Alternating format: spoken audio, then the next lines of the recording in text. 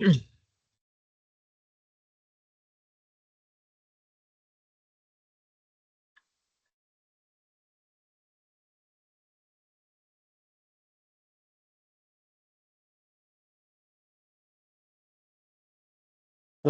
warahmatullahi wabarakatuh. Selamat siang. Perkenalkan saya Fauzi Maulana Akhyar, NIM 2403010202073. Di sini saya akan menyampaikan presentasi karena ini adalah tugas UTS mata kuliah manajemen perpajakan kelas AK 701 dengan dosen Ibu Murdaningsih. Saya dari Prodi PJJ S1 Akuntansi. Pada kesempatan kali ini, pada siang hari ini saya akan menyampaikan presentasi terkait dengan tax planning atas pajak penghasilan badan. Jadi nanti apa yang dimaksud dengan tax planning atas pajak penghasilan badan nanti akan dijelaskan pada slide selanjutnya.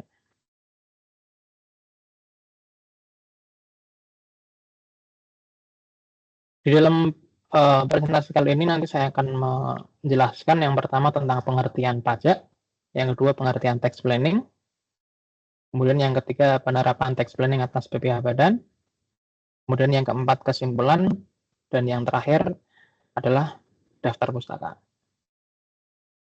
Pertama tentang pengertian pajak.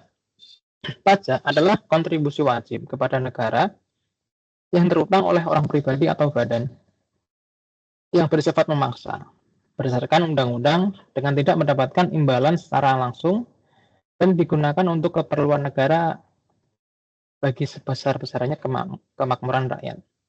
Ini ada di Undang-Undang Ketentuan Umum dan Tata Cara Perpajakan. Pajak sebagai salah satu sumber pendapatan negara digunakan untuk membiayai pengeluaran pemerintah, seperti membiayai administrasi pemerintah, membangun dan memperbaiki infrastruktur, menyediakan fasilitas pendidikan dan kesehatan, dan membiayai kegiatan pemerintah daerah dalam menyediakan kebutuhan-kebutuhan yang tidak dapat disediakan oleh pihak swasta, yaitu berupa barang-barang publik. Jadi pajak ini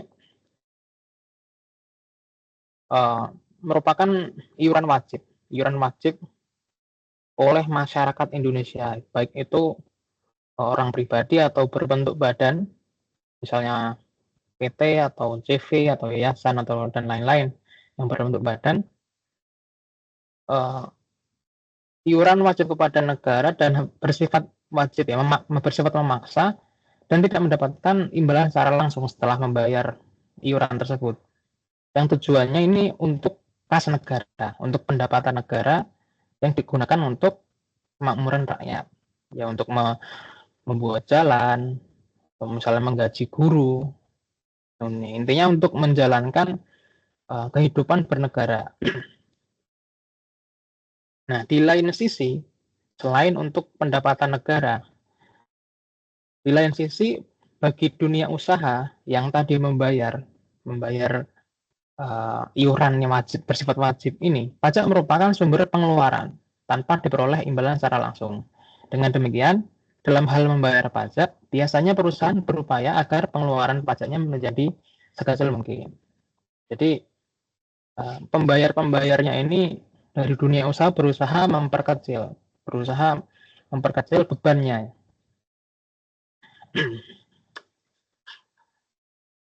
Jadi ada dua sisi untuk negara, pajak sebagai pendapatan atau ya pendapatan ya. Kalau untuk swasta atau bagi dunia usaha, pajak sebagai pengeluaran. Nah, kemudian apa itu pengertian tax planning? Tax planning menurut Zain dalam manajemen perpajakan adalah proses mengorganisasi usaha wajib pajak atau kelompok wajib pajak sedemikian rupa sehingga utang pajaknya, baik pajak penghasilan maupun pajak-pajak lainnya berada dalam posisi paling minimal. Sepanjang hal itu dimungkinkan baik oleh ketentuan peraturan perundang-undangan perpajakan maupun secara komersial. Jadi tax planning itu adalah cara wajib pajak atau kelompok wajib pajak yang tadi saya jelaskan dalam komponen laporan keuangan terus dianggap sebagai beban karena kan mengeluarkan uang untuk negara. Nah, tax planning itu merencanakan supaya pengeluaran yang dibayarkan untuk negara itu berada di posisi paling minimal. Membayarnya lebih kecil. Selama cara yang dipakai itu sesuai dengan undang-undang yang berlaku, undang-undang perpajakan yang berlaku. Tujuan utama suatu perusahaan adalah memberikan keuntungan yang maksimum untuk jangka panjang kepada para pemegang saham yang telah mempercayakan modalnya untuk dikelola oleh perusahaan. Sebagai wajib pajak, setiap perusahaan harus mematuhi dan melaksanakan kewajiban pajaknya sesuai dengan perundang-undangan perpajakan yang berlaku. Wajib pajak, baik itu orang pribadi ataupun badan, sudah menjadi rahasia umum jika melakukan usaha-usaha untuk mengatur jumlah pajak yang harus dibayar.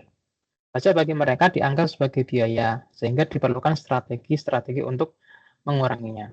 Jadi karena perusahaan ini mempunyai tujuan, yaitu mencari keuntungan. Yang mana perusahaan ini kan terbentuk dari, kalau PT terbentuk dari para pemegang saham kan, ya tujuannya untuk memakmurkan para pemegang saham yang telah mempercayakan modal yang dititipkan kepada perusahaan. Jadi untuk mencapai keuntungan yang besar, maka pengeluaran itu sebisa mungkin diatur sehingga termasuk pajak ini diminimalkan. Ya, tetap dengan koridor sesuai dengan undang-undang peraturan perpajakan yang berlaku. Jadi pengertian tax planning seperti itu. Nah, kemudian bagaimana penerapan tax planning tadi? Kata kunci dari tax planning itu kan meminimalkan pembayaran pajak sesuai dengan aturan perpajakan yang berlaku. Jadi mencari celah di undang-undang perpajakan supaya perusahaan ini membayar pajak itu dengan angka dengan nominal yang sedikit. Nah, ini salah satu penerapan tax planning atas PPh Badan. Jadi mengambil laporan keuangan dari PT Polando tahun 2010. Ini saya dapatkan dari jurnal ya, dapat dari jurnal, nanti ada referensinya di slide terakhir nanti. Diterapkan beberapa cara legal untuk meminimalkan PPh terutang. Cara legal tersebut yaitu dengan cara membebankan biaya yang diakui di dalam aturan perpajakan dengan cara sebagai berikut. Yang pertama melakukan pendidikan dan pengembangan sumber daya manusia untuk karyawan sebagai salah satu pengeluaran yang diperkenankan Undang-Undang Perpajakan, yaitu pasal 6 ayat 1 huruf G Undang-Undang PPh, Undang-Undang Pajak Penghasilan. Jadi jadi cara yang dilakukan untuk merencanakan pembayaran pajak atau tax planning ini sesuai dengan undang-undang, yaitu dengan mengeluarkan uang atau membebankan biaya itu yang diakui di aturan perpajakan. Karena ketika membebankan biaya secara komersial tetapi tidak dianggap sebagai biaya di dalam undang-undang perpajakan, jadi kan ada dua undang-undang berarti. Jadi ada dua aturan. Jadi perusahaan biasanya membuat laporan keuangan kan sesuai dengan PSAK, dengan akuntansi secara komersial. Sedangkan perpajakan mempunyai undang-undang perpajakan. Jadi ada akuntansi perpajakan. Nah, beban-beban yang ada di akuntansi komersial ini diharapkan itu disesuaikan dengan akuntansi perpajakan biar sama-sama dianggap. Jadi kalau semisal mengeluarkan biaya yang sesungguhnya, misalkan 10 juta, tetapi di akuntansi perpajakan itu tidak diakui sebagai beban. Berarti nanti kan laba yang sesuai perpajakan itu kan lebih besar. Karena tadi bebannya nggak dianggap. Nah, makanya PT Pelando ini membebankan biaya yang benar-benar diakui oleh undang-undang perpajakan. Nah, salah satunya dengan cara ini melakukan pendidikan dan pengembangan sumber daya manusia untuk karyawan. Ini karena di undang-undang itu ada ya, di undang-undang perpajakan, undang-undang PPH itu pasal 6 ayat 1 huruf G itu diatur, diisi dari undang-undangnya, besarnya penghasilan kena pajak bagi wajib pajak dalam negeri dan bentuk usaha tetap ditentukan berdasarkan penghasilan bruto dikurangi biaya untuk mendapat, menagih dan memelihara penghasilan termasuk biaya beasiswa, magang dan pelatihan. Jadi biaya ini masuk. Jadi meskipun biaya ini untuk mengurangi dari omset. Tujuan dari biaya ini adalah untuk ke masa depannya, gitu, untuk masa depan perusahaan tersebut supaya SDM di PT tersebut meningkat. Ya, jadi nggak langsung di tahun itu mungkin mendapatkan hasil, tapi di masa yang akan datang. Itu yang pertama. Jadi yang kedua, pemberian tunjangan sesuai kesepakatan antara perusahaan dengan karyawan dalam bentuk natura dialihkan menjadi bentuk nilai uang. Natura itu adalah suatu penggantian atau imbalan yang diberikan kepada karyawannya. Contoh, PT memberikan tunjangan berupa beras. Itu kan adalah suatu bentuk natura juga. Nah, ketika PT memberikan tunjangan kepada karyawannya berbentuk beras, itu kan termasuk pengeluaran juga untuk PT-nya sendiri. Kalau bentuknya beras atau mungkin gula gitu, itu tidak diakui sebagai beban di undang-undang perpajakan. Sesuai dengan pasal 9 ayat 1 huruf E undang-undang PPH ini. Nah, supaya beban ini diakui dalam undang-undang perpajakan, maka dialihkan dari tunjangan yang berupa beras atau gula tadi, dialihkan menjadi uang. Karena tunjangan berupa uang termasuk biaya yang bisa dibebankan di dalam pasal 6 ayat 1 huruf A yang poin 2 Undang-Undang PPH. Yang isi undang-undangnya, biaya yang secara langsung atau tidak langsung berkaitan dengan kegiatan usaha antara lain. Yang nomor 2 ini, biaya berkenaan dengan pekerjaan atau jasa termasuk upah, gaji, honorarium, bonus, gratifikasi, dan tunjangan yang diberikan dalam bentuk uang. Jadi pengalihan dari yang dalam bentuk beras natura tadi, karena natura tidak bisa dibebankan, itu dialihkan menjadi uang. Jadi uangkan lah ya, dari beras ini diuangkan ke uang, minta mentahannya lah ya, istilahnya kayak gitu. Dan lanjut. Kemudian ini adalah salah satu perhitungan penerapan tax planning atas PPH Badan di PT apa tadi namanya, Pelando. Jadi untuk perhitungan sebelum tax planning ini pendapatan 649 juta sekian. Kemudian HPP-nya 450 juta. Dan didapatkan laba kotornya 199 juta. Ini masih sama ya, sampai di sini masih sama. Untuk laba kotornya masih sama. Terus di biaya penjualan sama biaya umum administrasi ini sebagai beban yang bisa dikurangkan ini sama juga, sama-sama diakui juga. Nah, kemudian di sebelum tax planning ini belum ada biaya pendidikan dan pengembangan SDM.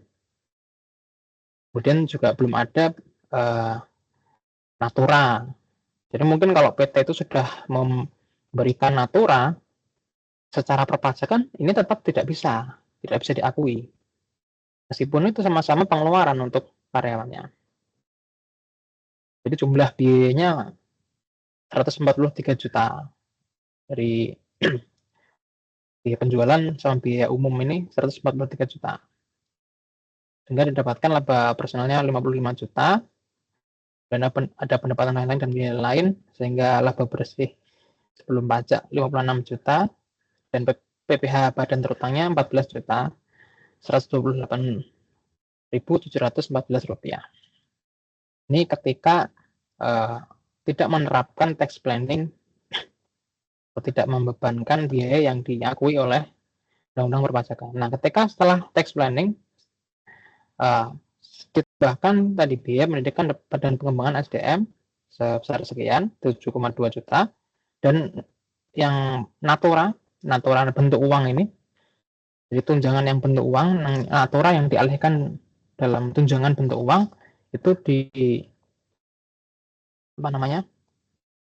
sebesar 6 juta, sehingga beban jumlah biayanya menambah ya, jadi 143 menjadi 156, kemudian labanya sekian, dan masih sama tata lain-lain dan biaya lain-lain, dan laba bersih sebelum pajak itu 43 juta 43 juta sekian, dan PPh badan terutang ini menggunakan tarif 25%, itu sebesar 11 juta 800 sekian ribu. Jadi di sini ada penghematan PPh badan terutang sebelum tax planning dan setelah tax planning itu selisihnya 3,3 juta. Jadi ada ketika telah menggunakan tax planning itu bisa menghemat 3,3 juta. Jadi kesimpulannya, yang pertama, tax planningnya dilakukan atas PPh badan memanfaatkan beban atau biaya yang diakui dalam aturan perpajakan. Yang kedua, biaya pendidikan dan pengembangan sumber daya manusia yang dipakai oleh PT Pelando dalam tax planning diharapkan untuk kebaikan perusahaan di masa depan. Kemudian, natura yang diwujudkan dalam bentuk uang adalah cara untuk mengalihkan beban perusahaan sehingga bisa diakui dalam aturan perpajakan. Kemudian pengurangan pembayaran PPh badan terutang sebesar 3 juta memberikan manfaat, yaitu meminimalisasi beban pajak sebagai unsur biaya sehingga dapat menghemat arus kas.